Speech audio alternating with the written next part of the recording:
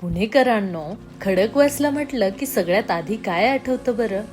पाऊस, भजी, चहा, गाडीवरची राईड किंवा मैत्रिणीसोबतचा एखादा छान संवाद, किंवा मित्रांना म्हणताना चल ना राव खडकवासल्याला जाऊया.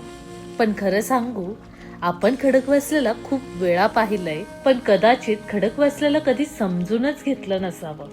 कारण हे फक्त पुण्याजवळचं एक सुंदर पिकनिक स्पॉट नाहीये.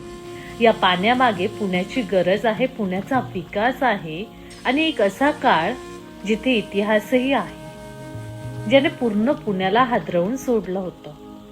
हे आहे खडकवासला धरण. मुठा नदीवर बांधलेलं हे धरण पुण्याच्या पाणी पुरवठ्यासाठी अत्यंत महत्वाचं आहे. म्हणजे आपण इथे येऊन म्हणतो, काय राव हवा काय भारी आहे, पण हाच जलसाठा पुण्याच्या रोजच्या आयुष्याचा एक महत्वाचा भाग आहे. आणि अजून एक इंटरेस्टिंग गोष्ट म्हणजे खडकवासला एकटं नाहीये. पानशेत, वरसगाव, टेमघर आणि खडकवासला ही 4 धरणं मिळून पुण्याच्या महत्वाच्या जलव्यवस्थेचा भाग आहे. म्हणजे वर डोंगरात पडणारा पाऊस, त्याचं पाणी आणि शेवटी पुण्याच्या नळांपर्यंत पोहोचणारी ही संपूर्ण जर्नी ही खूप मोठी सिस्टीम आहे. आणि या परिसरातच आहे central water and power research station. भारतामध्ये वॉटर इंजिनिअरिंग, डॅम, रिव्हर आणि हायड्रॉलिक स्ट्रक्चर्सवर संशोधन करणारी ही संस्था 1916 पासून काम करते. म्हणजे थोडक्यात आपण इथे वीकेंडला येतोय आणि आजूबाजूला असा भाग आहे जिथे पाण्याचा अभ्यास आणि इंजिनिअरिंगवर देश पातळीवर काम झालंय. पण आता येतो खडकवासल्याच्या इतिहासातला सगळ्यात महत्वाचा भाग. 12 जुलै 1961. त्या काळात पुण्यात मुसळधार पाऊस पडत होता. पानशेत धरणाचं बांधकाम अजून पूर्ण झालं नव्हतं, तरीही त्यात मोठ्या प्रमाणात पाणी साठलं होतं. पाण्याचा ताण वाढत गेला आणि मग पानशेत धरण फुटलं आणि त्या प्रचंड पाण्याचा लोंढा खाली खडकवासल्याच्या दिशेने आला.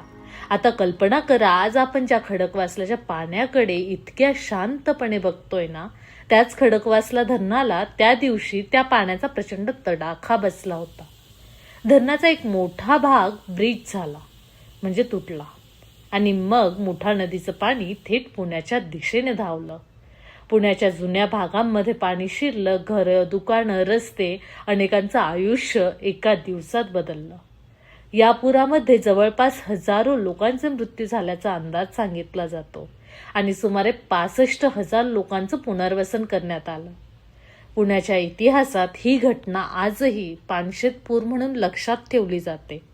आणि गंमत बघा, आज आपण इथे उभे आहोत.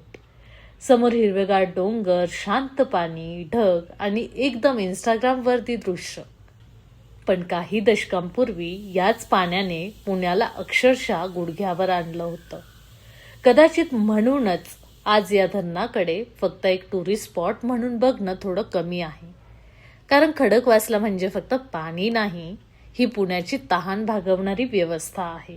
ही इंजिनिअरिंगची गोष्ट तर आहेच, पण पावसाची ही गोष्ट आहे.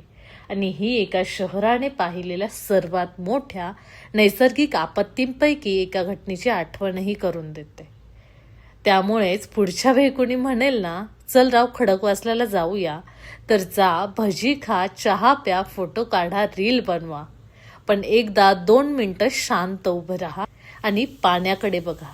कारण आपल्याला जे शांत दिसतंय त्याच्या लाटांमध्ये पुण्याचा खूप मोठा इतिहास दडलाय.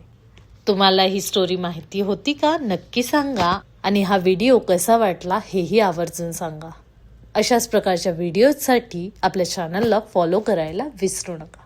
Thank you so much for watching.